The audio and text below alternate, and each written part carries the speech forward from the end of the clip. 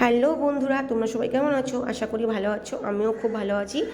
আবারও একটা ছোট্ট মিনি ব্লগ নিয়ে তোমাদের কাছে চলে আসলাম।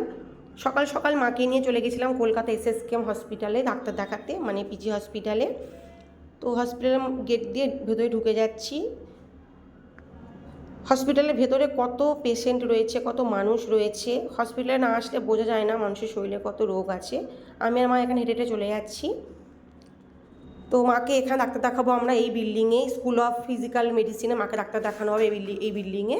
কারণ মায়ের হাতে পায়ে ব্যথা, সেই জন্য। তো এখানে প্রচুর পেশেন্ট লাইন দিয়ে রয়েছে বা বসে আছে, কিন্তু আমাদের লাইন দিতেও হয়নি, বেশিক্ষণ সময়ও আমাদের লাগেনি, কারণ আমাদের সাথে একটা স্টাফ ছিল, সে আমাদেরকে ভেতরে ঢুকিয়ে দিয়েছিল। ডাক্তারবাবু এখানে মাকে জিজ্ঞাসা করছে যে ব্যথা কেমন আছে, কোথায় কোথায় ব্যথা। তো মা এখানে সব বলছে।